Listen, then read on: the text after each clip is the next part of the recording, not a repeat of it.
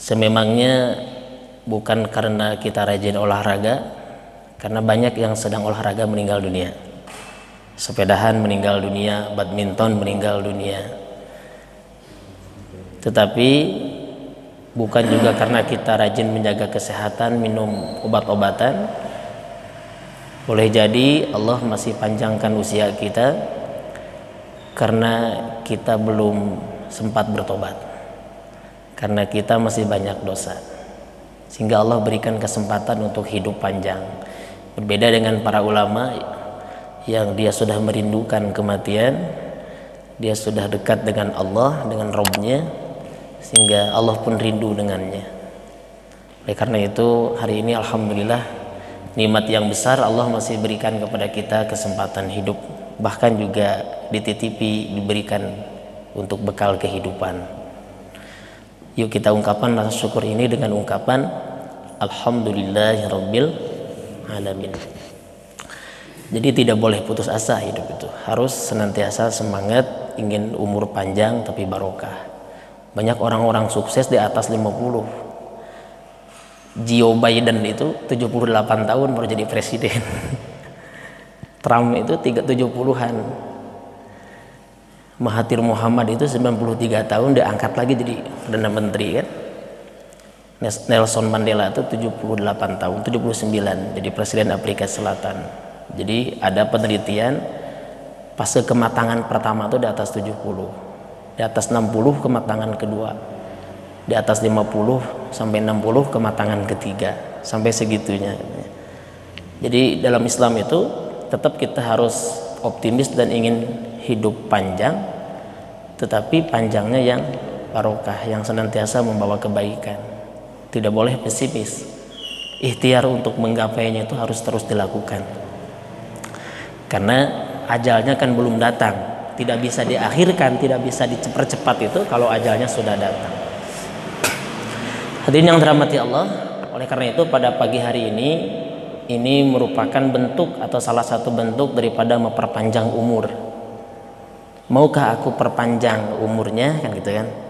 Siapa yang ingin diperpanjang umurnya, kan Al-Quran itu bahasanya ingin diperpanjang. Dalam sebuah hadis juga demikian. Salah satunya adalah silaturahim. Hidup harus punya sebuah himpunan itu apa? Organisasi. Dia bermasyarakat. Kemudian juga sering banyak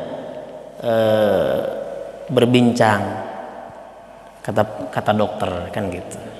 Nah, jadi ulah ngukut masalah di punya lira ruwet, karena 60% daripada penyakit itu pikiran, sisanya makanan dan fisik, kata para ahli ya, kata para ahli, sehingga dibikin happy ya. Tentu bagi kita happy dalam melakukan kebaikan, tentu ya, happy dalam kebaikan.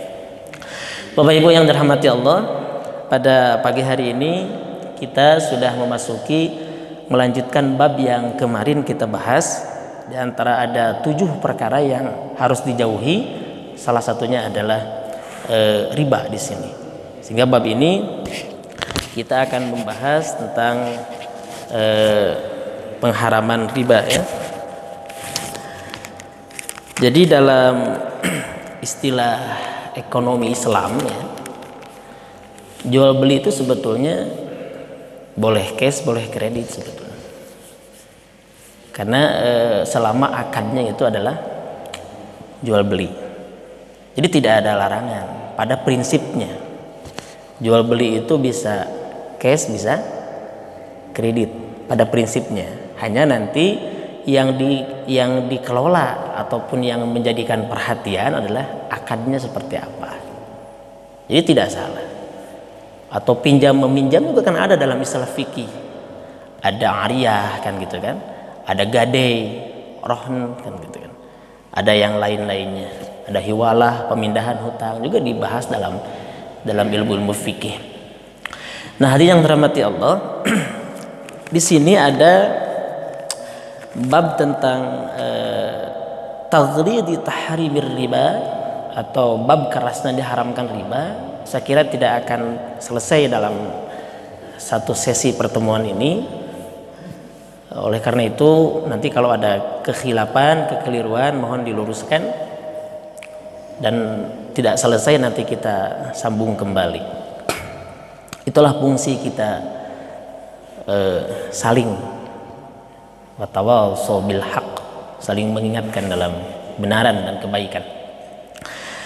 Jadi pertama saya ingin sampaikan, para ulama dan seluruh kaum muslimin di dunia ini tidak ada yang berbeda pendapat, semua sepakat hukumnya itu haram tentang riba. Karena ini merujuk kepada Al-Baqarah 275. Ada penggalan ayat di situ, wa halallahu al-bai'a wa harramar riba. Dan Allah telah menghalalkan jual beli serta mengharamkan riba. Semua sepakat. Semua sepakat. Dulu di bangsa Arab itu, ini asbabnya, ada dua tempat perdagangan besar. Pertama ada di Taif, ada namanya Bani Thaqifah. Di Taif itu merupakan daerah yang subur, ya. Sampai hari ini juga Taif itu subur. Jadi kalau umroh plus Taif itu tambahannya sekitar 200 real, atau kurang lebih hampir 500 ribu lah kalau dirupiahkan tambahannya itu.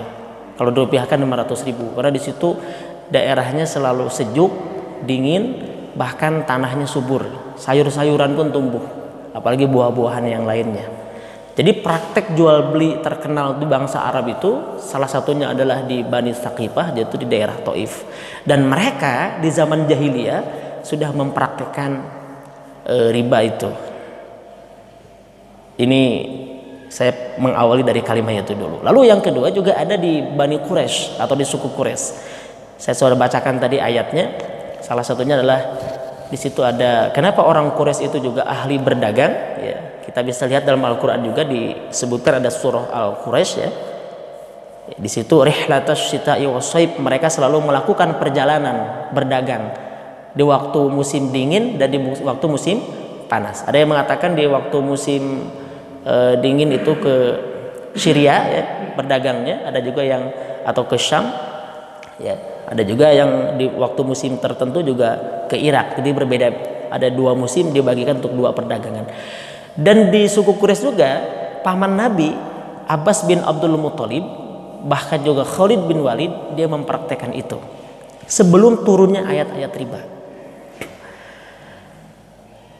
Nah, hadirin yang dirahmati Allah, ketika kita mengatakan dan semua sepakat bahwa riba itu haram hukumnya, maka pertanyaannya, para ulama dari zaman dulu yang saya cari dan saya dapatkan literasi-literasi dari pandangan-pandangan ahli tafsir, ya, ahli tafsir kontemporer juga termasuk, mereka ketika ingin menghukumi sebuah transaksi itu dihukumi sebagai riba yang diharamkan, mereka bukan hanya meletakkan ayat-ayat ini di hujung mata mereka, tetapi juga mereka menggali, kemudian juga meletakkan di hati mereka, melihat kondisi bagaimana. Jadi tidak secara langsung mereka mengatakan bahwa setiap transaksi yang ada kelebihan maka hukumnya haram. Karena riba itu bahasa Arab robun, artinya kelebihan. Inilah yang dijadikan perdebatan atau dijadikan sanggahan oleh orang-orang kafir pada waktu itu, orang-orang jahiliyah pada waktu itu, ketika ayat 275 ini turun, Al-Baqarah 275. Kata orang jahiliyah pada waktu itu, musyrik jahiliyah, lah apa bedanya jual beli dengan riba? Kan sama-sama ada kelebihan. Kami melakukan jual beli cari keuntungan, kami meminjamkan juga, pinjam meminjam juga cari keuntungan. Apa bedanya? Sama saja. Sedangkan Allah dalam 275 Al-Baqarah mengatakan wa halallahu al-bai'a wa harramar riba. Oleh sebab itu kata para ulama ahli tafsir, ya, yang saya temukan, tentu kenapa Allah mengharamkan riba, membolehkan jual beli, sedangkan pada prakteknya sama-sama ada kelebihan yang dicari? Maka kata para ahli tafsir, pasti ada pembedanya. Pasti ada pembedanya. Oleh karena itu hadirin yang dirahmati Allah, yang kita cari itu pembedanya, apa yang membedakannya antara dua praktek itu yang pada prinsipnya, pada ujungnya sama-sama mendapatkan kelebihan, karena arti daripada riba itu rebun. Ini pembahasannya. Jadi tidak otomatis langsung mengatakan bahwa setiap kelebihan itu riba yang dihukumi haram menurut Al-Quran, kata para tafsir, karena ada pembahasan. Nah, karena riba itu, ya, ini saya baca dari beberapa tafsir itu, adalah istilah yang dimunculkan atau istilah yang ada dalam Al-Quran, sehingga pembahasannya adalah tafsir, sehingga pembahasannya adalah pembahasan Al-Quran dan ilmunya, tidak lagi pembahasan-pembahasan yang lainnya. Kita sudah sedikit rangkum di sini, hadirin yang dirahmati Allah, bahwa terutama ayat terakhir yang turun berkenaan dengan riba, yaitu ayat yang terakhir ini surah apa namanya Al-Baqarah 278 sampai 279, 9 hari sebelum Rasulullah SAW wafat, sehingga Rasulullah SAW tidak sempat menjelaskannya, sampai-sampai dalam tafsir atau dalam disebutkan oleh At-Tabari itu, hadirin yang dirahmati Allah, Umar bin Khattab dan para sahabat itu sampai kebingungan untuk mencari penjelasan ayat yang terakhir ini, karena ketika ayat yang terakhir ini turun, Rasulullah SAW 9 hari sebelum wafat, beliau belum sempat menjelaskan, sehingga disebutkan dalam sebuah riwayat itu, Umar bin Khattab itu sampai meninggalkan 9 dari 1/10 dari yang halal. Awalnya begitu, karena beliau berprinsip da'ma yaribak ila ma la yaribak, da'ma la yari, tinggalkan ya yaribuk, yaribak itu maksudnya, ya tinggalkan dari yang meragukan. Jadi bacanya yaribak yaribuk, za'ma yaribuka ila ma la yaribak gitu ya. Tinggalkan sesuatu yang meragukan, maka kembali kepada yang yakin. Sampai-sampai demikian awalnya itu Umar bin Khattab itu. Nah, ada 8 kali ya, yang dalam Al-Quran tersebar dari beberapa surat tentang penyebutan istilah riba.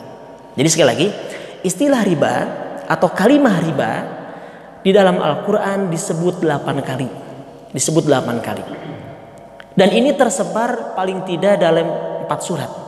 Pertama ada surah Al-Baqarah 278, yang kedua Ali Imran 130, Al-Baqarah dan Ali Imran, Al-Baqarah 278 dan Ali Imran 130 itu dihukumi sebagai ayat-ayat atau surah ayat-ayat Madaniyah.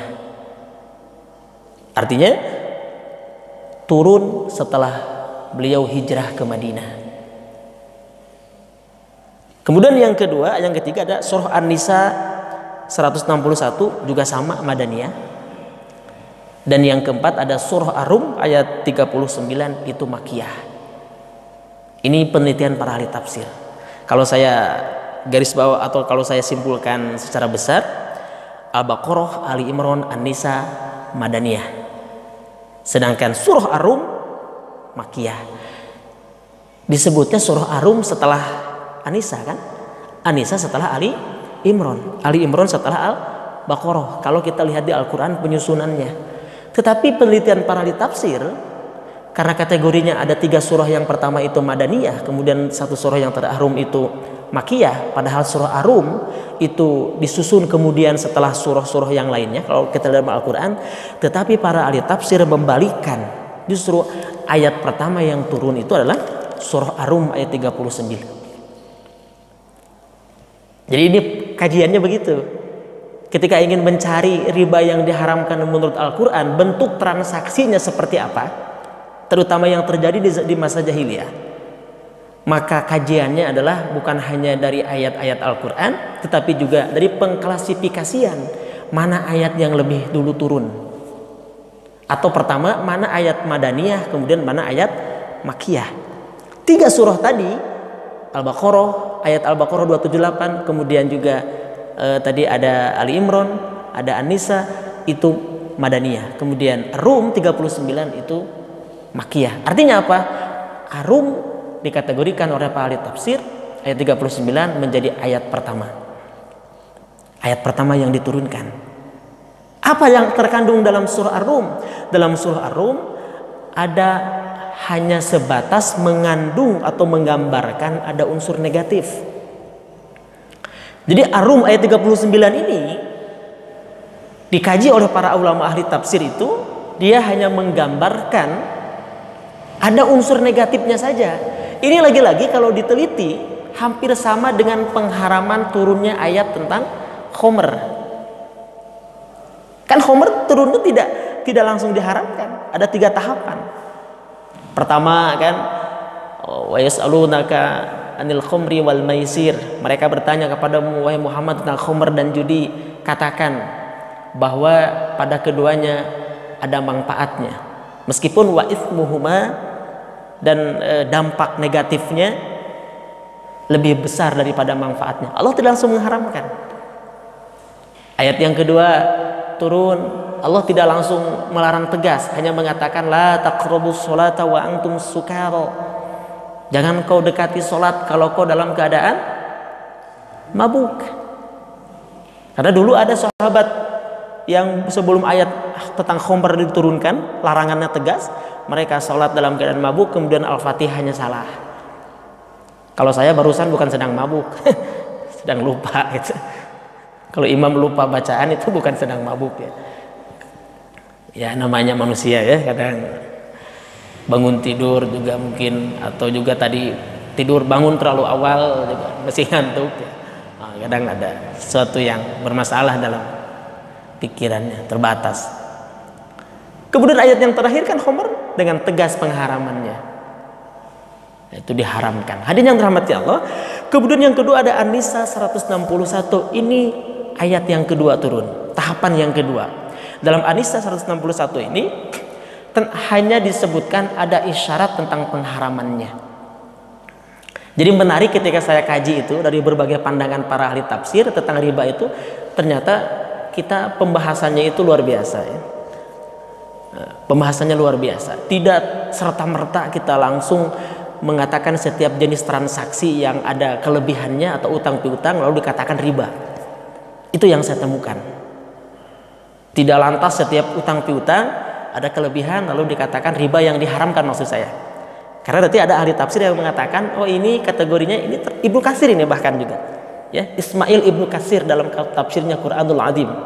Tafsir Al-Quranul Azim juga menyebutkan demikian. Bahkan juga oh ini riba yang dibolehkan. Tapi ribanya secara bahasa, kan riba itu secara bahasa apa?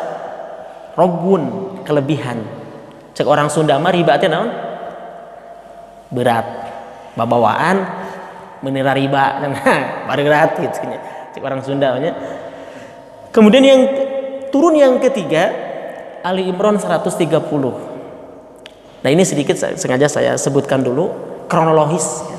Kronologis dari asbab nuzulnya tadi, pengklasifikasian ayat atau surah apa saja yang berbicara tentang riba. Saya sampaikan kembali di awal, ada 8 kalimah riba yang terurang dalam Al-Quran dan tersebar dalam berapa surat? 4 surat. Al-Baqarah, An-Nisa, Ali Imran, Ar-Rum. Ya, ini harus diingat nih. Al-Baqarah atau Ali Imran dulu ya kalau ikut aturan susunan surat. Al-Baqarah, Ali Imran, An-Nisa, Ar-Rum. Nah, ini paling tidak kita paham lah itu atau mengetahui bahwa dari 8 kalimah yang tersebar dalam Al-Quran tentang istilah riba itu semua tersebar dari 4 surat. Satu apa? Yuk kita komunikatif biar kita ingat. Satu apa? Al-Baqarah. Yang kedua Ali Imran. Ali Imran. Yang ketiga An-Nisa. Yang keempat Ar-Rum. Al-Baqarah ayat berapa? 278. Kalau yang berbicara tentang Allah menghalalkan jual beli dan mengharamkan riba, Al-Baqarah ayat berapa? 275. Sebelumnya berarti ya. Dan itu penggalan ayat saja, panjang ayatnya. Ini ada dalam kitab ini juga ya, dalam kitab apa? Riyadhus Shalihin itu yang dibahas ya. Kemudian juga yang kedua apa? Ali Imran. Ayat berapa Ali Imran? 130. Jadi Al-Baqarah 278, Ali Imran 130, kemudian yang ketiga adalah An-Nisa ayat 161 dan Ar-Rum ayat 39. Ingat, Al-Baqarah 278, An-Nisa 130, betul ya? Ali Imran 130, An-Nisa 161, kemudian Ar-Rum 39.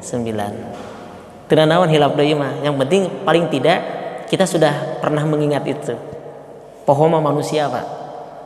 Pulang dari sini barho, nggak apa-apa, manusiawi. Biar nanti ngaji lagi. Hadirin yang dirahmati Allah. Nah, baru yang ketiga Ali Imran 130, haram salah satu bentuknya. Yang keempat Al-Baqarah 278, haram secara total dalam berbagai bentuknya. Ini kajiannya. Pertama lihat, kita bunyi Ar-Rum ayat 39 itu, wa ma ataitum minar riba liyarbu fi amwalin nas fala yarbu indallah. Itu berbicara tentang ada unsur negatifnya saja, tidak berbicara pengharaman. Ar-Rum 39. Sehingga oleh salah sebagian ahli tafsir mengatakan itu riba yang dihalalkan dalam bahasa istilah saja, ya, karena pada prinsip esensinya atau pada prinsipnya itu haram. Tetapi untuk penyebutan boleh-boleh saja, Pak. Untuk memudahkan dalam sisi akademisi misalkan. Karena nanti ada pembagiannya, ada syaratnya oleh mereka. Ya, artinya hanya dipandang dari sisi bahasa, ada kelebihan di situ diperbolehkan. Karena Rasulullah pernah meminjam sesuatu, beliau mengembalikan dengan yang lebih baik, lebih bagus. Kan begitu ya? Ada itu riwayatnya. Dan para sahabat pun melakukan itu. Kemudian juga yang kedua, An-Nisa ayat 161, wa akhdihim riba wa qad nuhu anhu wa aklihim amwalan nas bil batil. Ini ada isyarat tentang keharamannya. Itu An-Nisa 161. Nah, Ali Imran 130 dan Al-Baqarah 278 itulah yang dijadikan titik tolak. Dua ayat tadi yang dijadikan landasan permulaan atau tolak ukur menjadi pembahasan tentang riba yang diharamkan menurut Al-Quran. Jadi Ali Imran 130 dan Al-Baqarah 278. Kenapa? Karena Ar-Rum 39 ayat yang pertama kali turun menurut asbab ataupun ilmu maksudnya tentang turun pengklasifikasi yang turunnya Al-Quran apa? Tentang Pak. Kemudian tadi ada An-Nisa, dia hanya berbicara tentang ada unsur negatif, juga ada isyaratnya. Tetapi Ali Imran 130, Al-Baqarah ayat 278, dia berbicara tentang pengharamannya. Dan ini yang dijadikan sebagai landasan awal pembahasan oleh para ulama. Ali Imran 130, Al-Baqarah 278. Yuk kita ulang-ulang biar kita ingat kalimah nama surat dan ayatnya itu. Hadirin yang dirahmati Allah, seringkali kita mendengar dalam Ali Imran 130 ini, ya ayyuhalladzina amanu la ta'kulur riba adha'afam mudha'afah. Garis bawahi ada kalimah adha'afam mudha'afah. Dha'fun artinya berlipat. Mudha'afah berlipat ganda. Di sini pembahasan para ahli tafsir itu luar biasa. Sampai dua kubu di situ. Ya. Nah, sehingga tadi saya katakan Al-Qurtubi, ya, Ibnu Jarir Al-Qurtubi dan Ibnu Arabi, dua surat yang pertama riba yang halal, Ibnu Katsir riba yang mubah. Ya, saya katakan tadi. Kemudian juga hadirin yang dirahmati Allah, kalimah ad'afa mudha'afa Ali Imran 130 ini saya bagi dua. Saya tidak mengutip pendapat para ulama fikih, tetapi para ulama ahli tafsir.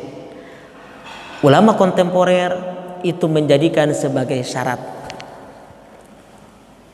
Jadi pinjam meminjam yang menjadi berlipat ganda 2 kali lipat itu termasuk riba yang diharamkan.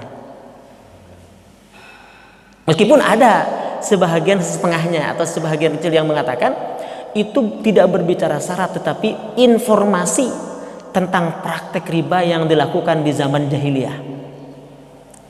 Bahwa praktek riba atau yang dilakukan pada zaman atau masa jahiliyah, dia selalu menjadikan pelipat gandaan terhadap pembayaran barang yang dia pinjam atau yang dia utang piutang.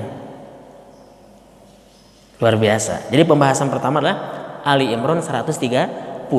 Di situ ada kalimat ya ayyuhalladzina amanu la ta'kulur riba, garis bawahi ad'afam mudha'afah. Ad'afan itu apa? Dha'fun, berlipat, dha'ifun. Mudha'afah, berlipat ganda. 10 jadi 20, 20 jadi 40, 40 jadi 80 kalau dibahasakan. Ini yang saya temukan dari kajian-kajian tafsirnya. Hadirin yang dirahmati Allah.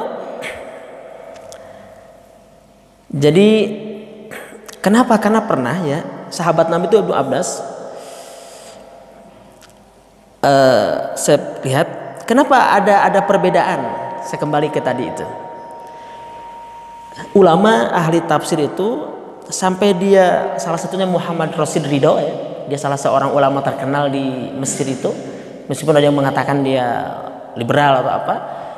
Muhammad Rasid Ridho itu salah satu ulama terkenal populer di Mesir itu. Dia kenapa mengklasifikasikan demikian? Karena kalau diteliti, pada kenapa Arum dan pada surah Arum itu dia bukan riba yang diharamkan? Karena ada penulisannya.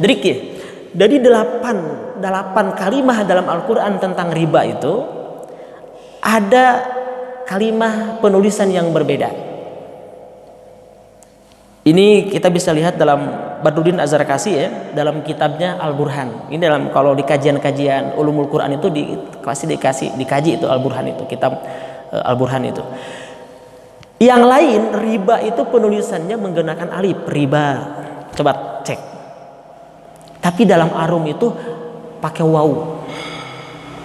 Dia tidak menggunakan alif. Dibacanya sama riba, tapi menggunakan waw. Itu yang menjadikan pembedanya. Kemudian lihat lagi. Oleh karena itu, memahami 3 kata kunci yang perlu kita garis bawahi, 3 kata kunci, ya. Untuk memahami riba yang diharamkan tadi Ali Imran 130 dan Al-Baqarah 278, pertama ad'afa mudha'afah. Itu berarti Ali Imran 130. Apa itu? Berlipat ganda. Dan itu riba yang terjadi pada masa jahiliyah menurut At-Tabrani dalam tafsirnya. Menjadikan syarat, kata Imam At-Tabrani, ad'afa mudha'afah. Lihat para ulama berbeda pendapat. Ya. Jadi Imam At-Tabrani menjadikan syarat ad'afa mudha'afah ketika mengomentari Ali Imran 130. Lalu yang kedua, kata kunci yang kedua, saya katakan 3 kata kunci yang bisa menjadikan landasan untuk memahami seperti apa riba yang diharamkan menurut Al-Quran, ya, kata Imam At-Tabrani. Yang kedua adalah kita melihat Al-Baqarah 278, ma baqiya minar riba. Di situ penulisannya minar riba, tidak menggunakan waw. Bisa dicek. Ini diteliti oleh Muhammad Rasid Ridho. Minar riba, alif ke atas. Beda dengan Arum 39, minar riba pakai waw. Jadi ada makna yang berbeda di situ. Meskipun pembacaannya sama. Jadi kata kunci yang kedua adalah ma baqiya minar riba. Di situ kalau kita baca lengkap ayatnya, tinggalkan sisa-sisa riba. Karena di situ ketika Abbas bin Abdul Muthalib, kemudian juga sahabat yang lain ketika mereka masuk Islam, terutama di Bani Quraisy atau di suku Quraisy yang dulu mereka mempraktekkan itu, mereka disitir oleh ayat ini, tinggalkan sisanya, ma baqiya minar riba. Kemudian kata kunci yang ketiga adalah apa yang saya teliti dan saya pahami dari berbagai literatur itu, falakum ru'usu amwalikum. Jangan salah, la tazlimuna wa la tuzlamun. Ini ayat yang terakhir. Ini kata kunci yang paling pokok, ya. Kata kunci yang paling pokok ayat yang terakhir ketika berbicara tentang riba ini ada falakum ru'usu amwalikum. Orang yang menagih piutang, ketika dia dalam kondisi terjepit, dia kondisi kesulitan, ya, maka si debitor paling tidak dia cukup hanya falakum ru'usu amwalikum, paling tidak kembali modal, udah cukup. Jangan sampai la tadlimuna wa la tudlamun, dipertegas oleh ayat 278 Al-Baqarah menjadi ayat yang terakhir. Kata kunci yang paling penting, la tazlimuna wa la tuzlamun. Jangan menzolimi orang yang menghutangkan dan jangan menzolimi orang yang berpiutang. Itu kata kuncinya. Al-Baqarah 278 menjadi ayat yang terakhir sebagai penegasan. Ada kalimat di akhir ayat itu, la tazlimuna wa la tuzlamun. Jangan engkau menzolimi, jangan juga dizolimi. Maka muncul pertanyaan, Ustaz, kumaha lamun di awal ada kesepakatan, sudah dibeberkan, transaksinya sudah dibeberkan, sudah jelas, utang piutangnya sudah jelas, pembayarannya sudah jelas. Di situ baru berbagai pendapat bermunculan. Ini yang saya pahami dan yang saya temukan. Kalau salah ya koreksi, karena ini hasil penelitian. Gitu.